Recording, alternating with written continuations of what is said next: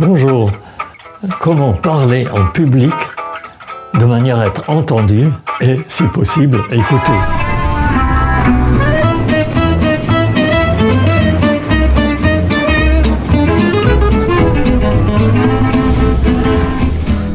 Tout le monde, à un moment donné, va avoir l'occasion de parler en public sans être professionnel.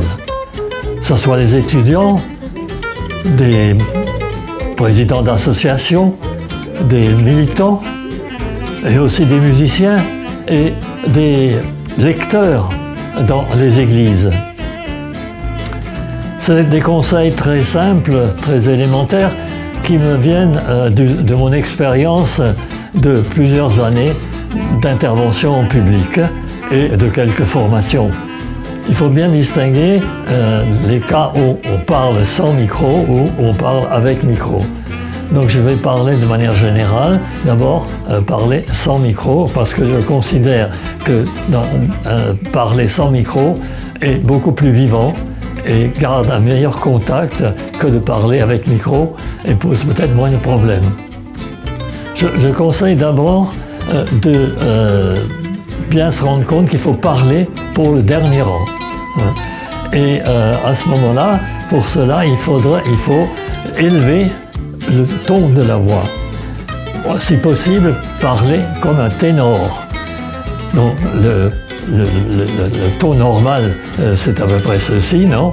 Pour un homme, et qui est plutôt proche de la basse, alors qu'un ténor est beaucoup plus, la voix du ténor porte beaucoup plus loin, et de même pour les femmes, la voix de soprane porte beaucoup plus loin. Donc il ne s'agit pas d'être acteur, mais que la voix, elle porte. Donc il faut donner un peu plus de puissance, de souffle, que de manière normale. L'autre point, c'est de ralentir le débit. On a tellement l'habitude, en particulier les youtubeurs et les jeunes, de parler de plus en plus vite. Et quand on parle dans le public, il faut absolument ralentir le débit. Il faut autant que possible détacher chaque mot et ne pas accélérer trop, ni trop ralentir évidemment. C'est particulièrement vrai dans les lieux qui ont une réverbération, notamment dans les églises, où si on parle vite, les mots se chevauchent et derrière, on n'entend plus qu'un brouhaha. Il ne faut pas non plus parler de manière monocorde. Il faut que ça soit vivant, qu'il y ait un phrasé. Et surtout, qu'on n'ait pas cette habitude générale qui consiste à baisser le ton à la fin de la phrase. Il faut baisser le ton que quand on a terminé un exposé, une idée.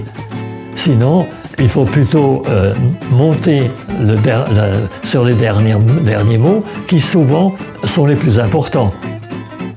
Il peut être utile de faire des pauses, notamment après des moments qui prêtent à réfléchir. Et surtout, il faut être convaincant, c'est-à-dire donner l'impression qu'on croit à ce qu'on dit ou à ce qu'on lit. Être enthousiaste, communiquer sa conviction. La position du corps est importante. De préférence, rester debout et bouger un peu, mais pas trop, et regarder le public. Ne jamais regarder ailleurs que le public.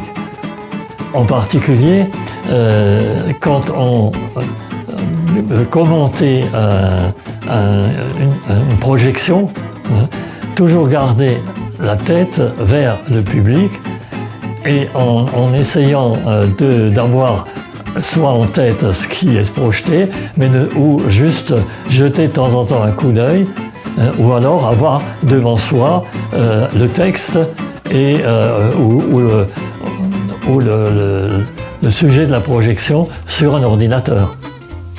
Avec un micro, tout ce que je viens de dire concernant l'expression est toujours valable. Avec un micro fixe, il faut s'assurer que la distance et l'orientation du micro est bonne par rapport à la bouche. S'il est trop haut, le son ne passe pas. S'il est trop près, on crache dedans. Donc il faut bien l'avoir à la bonne distance et soit le régler, soit peut-être s'approcher ou s'éloigner, notamment en fonction de la puissance de la voix. Si on a un micro à la main, l'important c'est de ne pas bouger.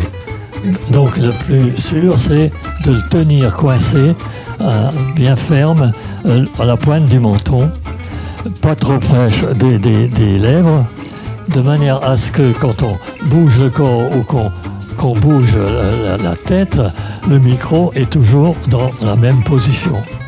Évidemment, avec un micro-cravate, c'est beaucoup plus facile, mais il reste quand même que la position du corps est quand même plus intéressante quand elle est tournée vers le public et qu'on garde un contact avec le public.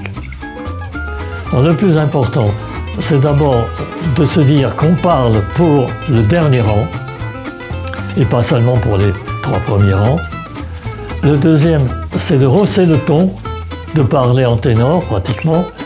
Et le troisième, c'est de ralentir le débit et de bien détacher les mots. Avec ces 3 éléments de base, on évite déjà pas mal de déboires en ce qui concerne, et surtout on respecte son public, ce qui me paraît énorme. On ne parle pas pour soi, on parle pour les autres et on parle pour passer un message.